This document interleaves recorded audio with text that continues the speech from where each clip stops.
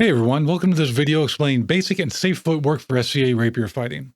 The goal of this video is to demonstrate some exercises you can use to warm up before training or fighting, call your attention to some key safety issues to watch out for, share some drills you can do a few times a week to help improve your footwork, demonstrate basic footwork to help you start fighting safely and help you get authorized to fight in the Kingdom of Adenveld. This video will not cover specific masters or their manuals. As a bonus, I will include at the end of this video a stretch routine to help your flexibility for fencing and a full workout routine to help you with strength and endurance training. As with all physical activities, the responsibility is yours to get approval from a medical professional before engaging in any activity you see in this video. I don't know what you can and can't do. Only you and your medical professional can determine that, so please play smart and be safe.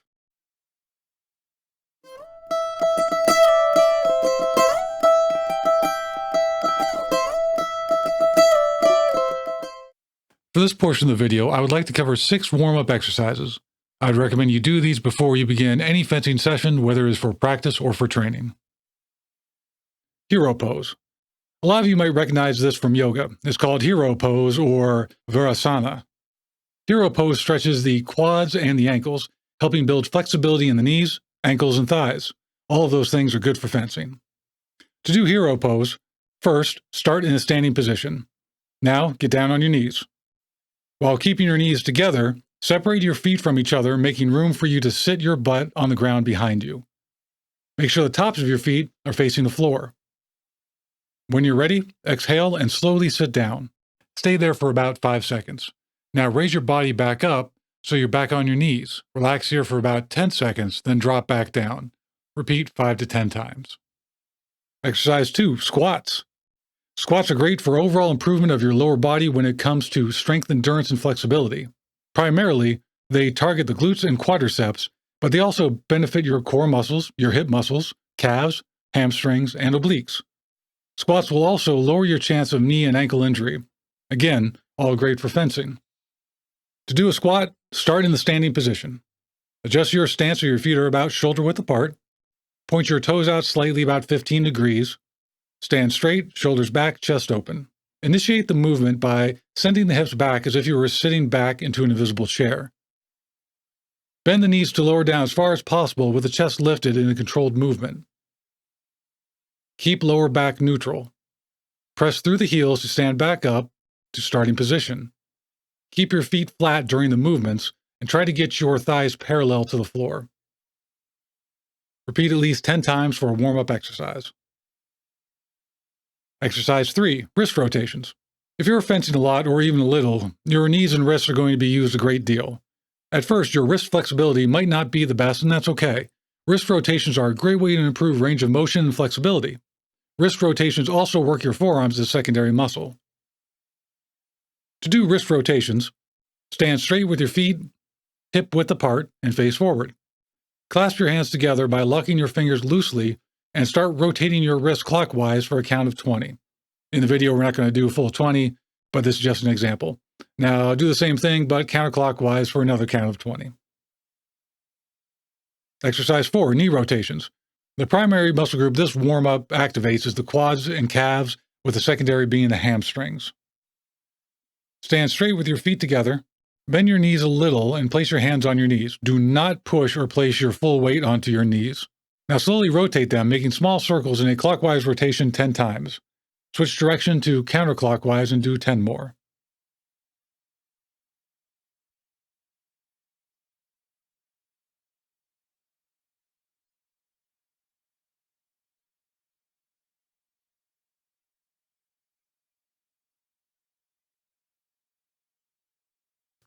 Bow stance left and right.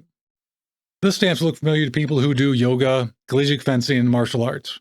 The bow stance will work primarily on your glutes, hip flexors, abductors, and quads, but will also activate your transverse abdominal, hamstrings, and calves.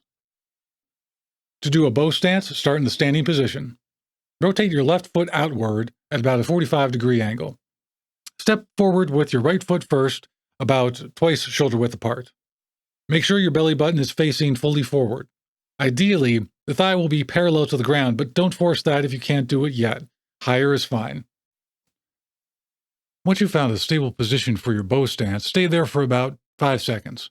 Now push back up on the front leg so you can relax for 10 seconds. Do not lock your front leg. After 10 seconds, go back into your bow stance. Repeat 5 to 10 times.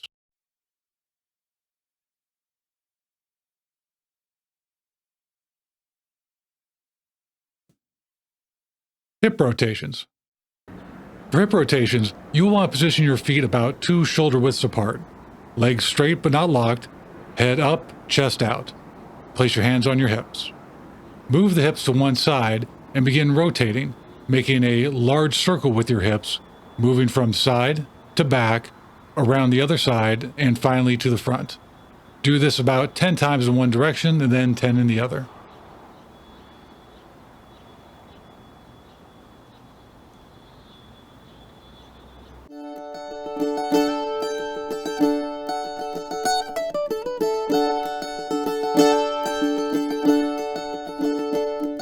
Safety.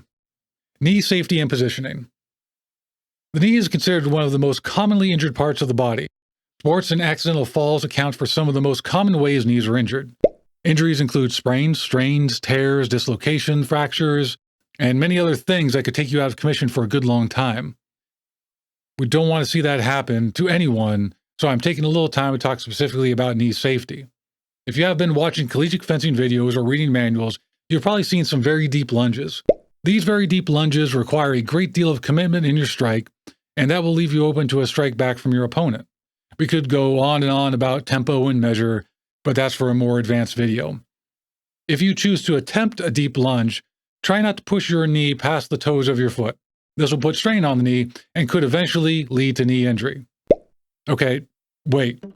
You there, yeah, you. Hold the comment you're about to type just for a few seconds while I continue. Now, some people will disagree with this statement. Extending your knee over your toes is bad for your knee. I will point out 3 reasons why the beginner should not start attempting deep lunges with knee extended over the toes. 1. When we first start out, we don't always have our foot pointed towards our opponent when we lunge. If our foot is offline, but we try to extend our knee farther forward, we can open ourselves up to an injury because the knee is moving in a way it should not. Later in your training, when proper footwork is second nature and your toes are always pointed toward your opponent, then this might be a strategy you choose to practice to get some extra length in your lunge. 2. When you do that deep lunge, knee over toes, is not the most stable position if you're not used to it. I would recommend for the beginner to do some endurance and strength training to ensure all stabilizing muscles affecting the knee are strong and able to deal with that kind of movement. Just like a new lifter in the gym would not start with a 700-pound squat, I would recommend a beginner fencer not start with this kind of movement. 3. This is really subjective because it's based on personal experience. When I do a lunge with my knee over my toes, my knee eventually starts to hurt. Now, this may be from decades of doing other sports and being really hard on my right knee in particular, so take this last point with a grain of salt. What should I wear on my feet? What you wear on your feet can vary depending upon where you fence most. Where I fence, I'm outside the majority of the time in the grass or the dirt, so I need footwear with thick soles and plenty of gripping power. If I were in a gym, I might look for more of a flexible sole because I would not be at risk of stomping on a stone or some other hazard while lunging or moving around. Also, most gyms don't want you scuffing up their floors with black marks while you're using their facilities. I think the key takeaway here is just don't use shoes with flat soles and no grip. This, in my opinion, will not provide you with a stable base, and you will be more likely to suffer an injury from a slip. I will leave a link in the details section to the boots I bought and use all the time. I love them. I highly recommend them. They got a great grip. They're very flexible. They look very appealing, and I like them a lot. Don't cross your feet. When you get authorized, this is something marshals will be looking out for. As you move around and position yourself for that perfect angle to strike, don't cross-step. The reason behind this is if you cross-step and your opponent lunges or charges you, there is a good chance that you will not be able to react properly and trip over your own feet trying to avoid the blow. Yes, there are schools out there that utilize the cross-step in their movements. However, keep in mind, this is a beginner path for footwork. We want everyone to be safe first and foremost, so while you practice your footwork, be on the lookout for times when you cross your feet when stepping.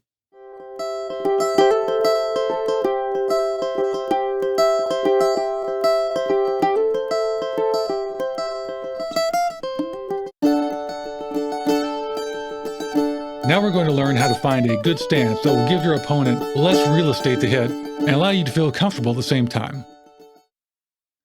To find a good stance, you can stand straight with your feet together. If you are primarily right-handed, step to your left with your left foot so your feet are about shoulder-width apart.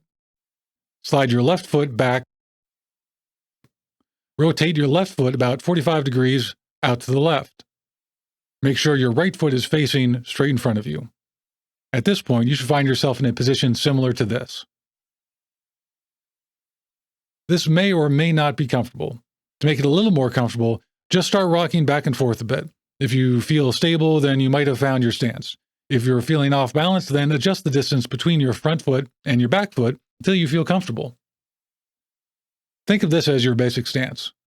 You will adjust it here and there as you go through the drills and as you learn, but this is a good place to start. If you're a left-handed fighter, you would step to your right with your right foot so that your feet are about shoulder-width apart, slide your right foot back, and rotate your right foot about 45 degrees to the left.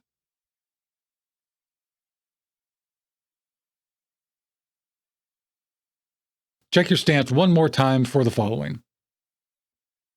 Your front foot is pointed forward. Your left foot is rotated about 45 degrees to the left. You feel comfortable in your stance.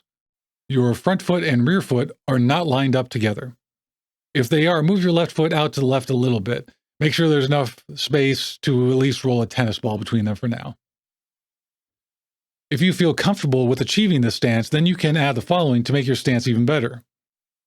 Distribute your weight 60-40, 60% weight on the back leg and 40% on the front leg.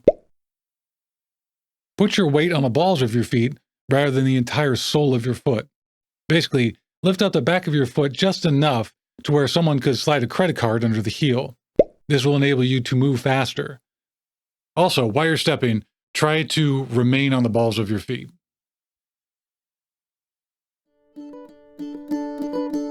Movement. Now that you know how to find a good stance, we can talk about how to move around in this stance. Whenever you move, 1. Stay on the balls of your feet. 2.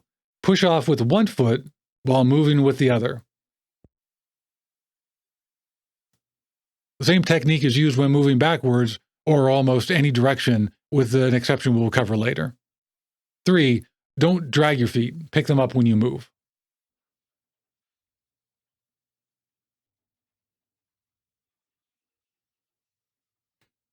Okay, now that we know how to find our stance and we know a little more about how to step, we will practice stepping forward. Get into your stance, doing all the checks we spoke about earlier. Push forward with your back foot. Step about a foot forward with your right foot. Now bring your back foot forward until you're back in your original stance, only further forward. If you have done this correctly, your stance will look something like this. Check that your front toe is still pointed forward and not off to the left or the right. Check that you are comfortable in the stance you ended up in. If not, you may have stepped too far forward with the front foot or not far enough with the back foot. Step a little shorter next time and see how it feels.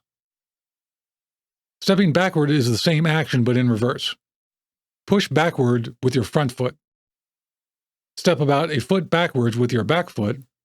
Now bring your front foot back until you are back in your original stance. Do the same checks we've done before. Check that your front foot is still pointed forward and not off to the left or right. Check that you are comfortable in the stance you ended up in. Practice moving forward and backward a few times and see how it feels, making adjustments where needed. The lunge.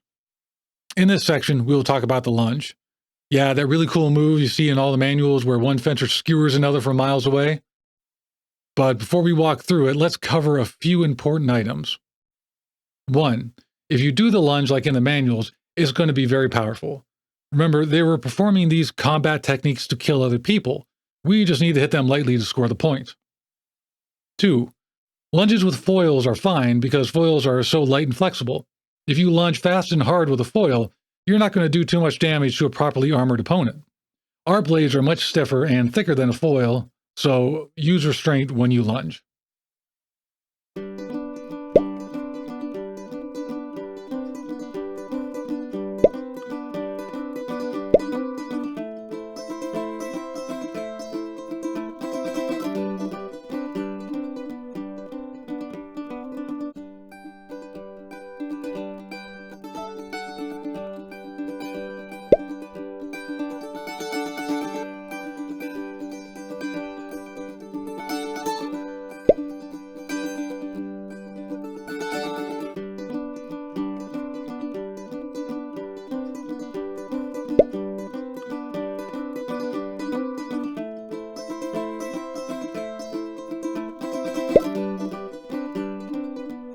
Even if you know your lunge can reach your opponent without seriously harming them, a deep lunge will take you a long time to recover from should you miss or should your opponent deflect your blow.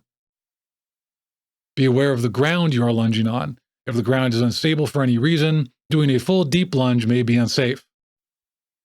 If you did do collegiate fencing, remember the right-of-way rule does not apply here. If you are both in motion when you lunge, you could both end up dead. To do a safe, stable beginner lunge, start from your fighting stance that we covered earlier. Push off with your back foot and step about 2 shoulder widths apart from your back foot. When you land, you'll end up in a stance that looks like a bow stance, only not as deep. If you end up in a position as deep as a bow stance with your thigh parallel to the ground, you have definitely gone too far. Also, when you land, make sure your back foot is still on the ground and has not rolled to its side. This repeated behavior could lead to injury. Okay, how does that feel? Do you feel stable in your position? If so, good. If not, try again and change the distance you step. Keep doing this until you find yourself in a comfortable position, and then do it some more to ensure muscle memory sets in. Yeah, you're right. I didn't say anything about using a sword while we were doing this lunge. There's a whole another part to it concerning the upper body, how it's positioned, how to hold the sword, and so on. But this is a video about basic footwork. The other part of the lunge will be covered in a video about basic blade work. First and foremost is making sure you can keep your foot pointed forward towards your opponent when you lunge, lunging in a manner that is safe for you and your opponent. The practice we just did will get you there. Passing forward. The pass is a step where your back foot moves up in front of your lead foot. A fencer will do this if they wish to quickly cover more distance than in a single step. If you now recover from the pass quickly by reversing the step or following through with the lead foot, you could be in an awkward position. To perform pass, start in the fighting stance we covered earlier. Step forward with your back foot past your front foot, keeping the back foot at about a 45-degree angle. Now step forward with your front foot, ending in the fighting stance. A few things to note. When stepping forward with your back foot, do not step in front of your front foot. Do not turn your entire body forward, exposing your full chest as you step forward with your back foot.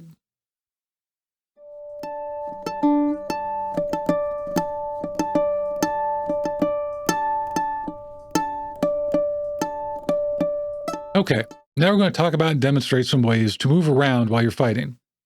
In an attempt to easily demonstrate and convey these movements, I will use this 8-pointed star I made with some yellow duct tape. Hopefully it'll be easier for you to see how I move.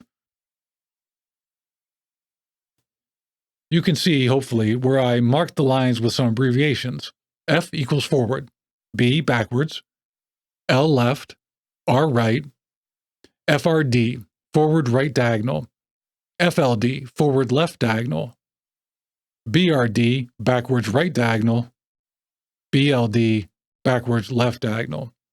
Now, I know there are a lot of different terms and people use them all over the place. I just thought that these were going to be the easiest that we could use in this video so that everyone sort of has a good idea of where to step just by hearing the terms as well as by seeing them written on the star. If you have some duct tape, you can easily make this tool for yourself so you can practice just like this. If you only have carpet, then maybe you can use thinner pieces of painter's tape. That way you can do it indoors instead of outside in the sun like I am. To start this exercise, I'll place the balls of my right foot on the center of the star to align with the left and right movement lines. I will also check to make sure the toes of my right foot are pointing forward. Now raise your right hand up, or left hand if you're left-handed, and just hold it out like you're pretending to hold a sword. Also bring your left hand up and out a little like you're holding a dagger. Forward step. We have already practiced stepping forward, but we will do it again here to make sure we have a controlled step and follow the line straight out in front of us. 1. Push forward with your back foot. 2. Step about a foot forward with your right foot. 3. Now bring your back foot forward until you're back in your original stance. Good. Now do that 2 more times. After the 3rd time, check your stance. Make sure your toes are still pointing forward. Make sure you still have a comfortable amount of distance between your feet. Make sure your back foot is still at about a 45-degree angle. Backward step. Again, we already did this, but we are going to do it again with the star to make sure we follow the line straight back. 1. Push backwards with your front foot. 2. Step about a foot backwards with your left foot. 3. Now bring your front foot back until you are back in your original stance. Repeat 2 more times. After the 3rd time, check your stance. Make sure your toes are still pointed forward. Make sure you still have a comfortable amount of distance between your feet. Make sure your back foot is still at a 45-degree angle. If your stepping remained true, you should be back in the starting position with the balls of your front foot in the center of the star. If not, that's perfectly okay. Just reset so you are where you need to be. Stepping right. To step right, we use the same idea of pushing off the back foot, but instead of pushing forward, we step and push to the right. 1. Push off your back foot to the right and step right with your front foot. Your back foot follows to the right when the front foot is safely planted. For now, keep the toes pointed directly in front of you as you move. Repeat 2 more times. After the 3rd time, check your stance.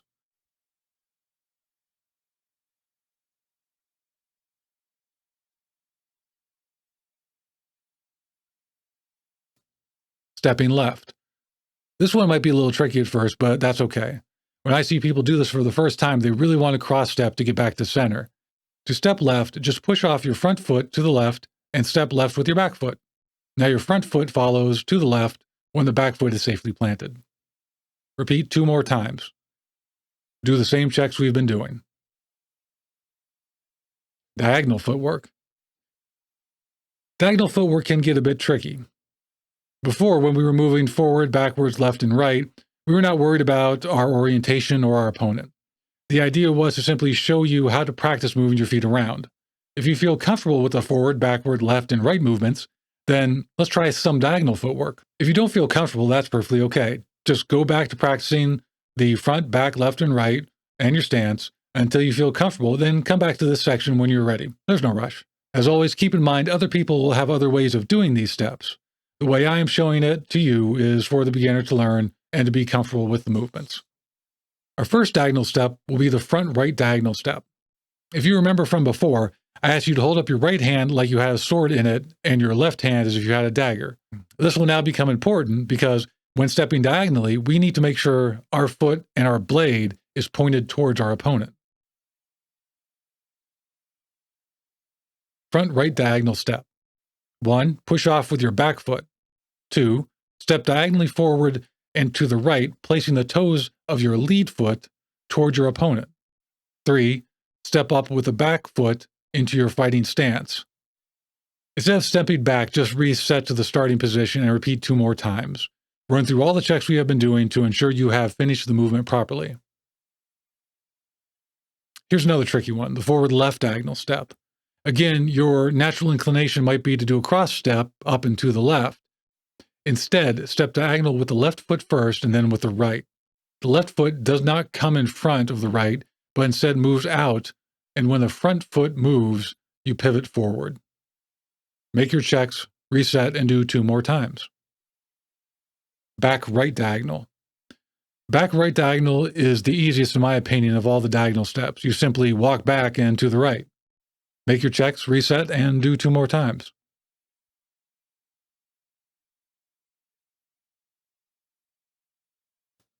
Back left diagonal. This one isn't too bad, but still might take some getting used to. It's just like a back step, but the back foot will land at an angle instead of straight behind you. Make your checks, reset, and do 2 more times. Drills. Now that we have been through all the basic movements, it's only appropriate to show you some drills you can do during your workout to improve your stepping. Lunge drill. Lunge, recover, lunge, recover, lunge, recover. Do your checks, reset to center. Pass drill. Pass, advance, pass, advance, pass, advance. Do your checks, reset to center. Left to right stepping. Step, step, step. Do your checks, reset to center. Front to back stepping. Step, step, step. Do your checks, reset to center. Forward right diagonal. Step, do your checks, reset to center. Forward left diagonal. Step, do your checks, reset to center. Backward right diagonal. Step, do your checks, reset to center. Backward left diagonal. Step, do your checks, reset to center. Do each of those drills about 10 times. Go through the whole list and you'll really get a feel for how to move.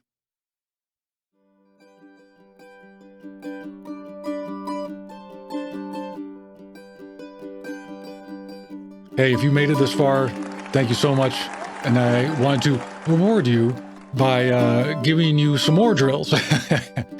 As with any physical activity, you should make sure you are limber and well stretched out before and after each workout session. Here's a link to the Oxford stretching routine that I've used for a while now, and I find it to be very beneficial. For those that are motivated to hit the gym and participate in some resistance training exercises, I have a routine included for that as well. A long time ago, I was briefly a NASM certified personal trainer and made workouts for people focusing on their particular needs. Now, you will notice some details in the workout itself, but I will not go through things like how to perform the workout or how to find your 1 rep max.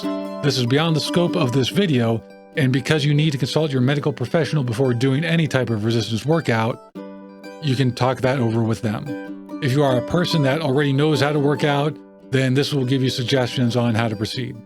The responsibility is yours to make sure you take care of yourself, your body, and your health. I accept no liability with what you choose to do with this workout or any of the information taught here.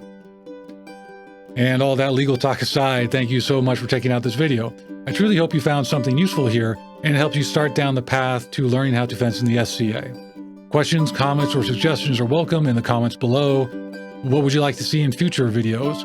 What questions do you have about this one that I didn't fully cover or didn't explain clearly enough? If you want to post your thoughts about knees over toes in the comments, then go for it. Hope to see you all again soon. Thanks, everybody.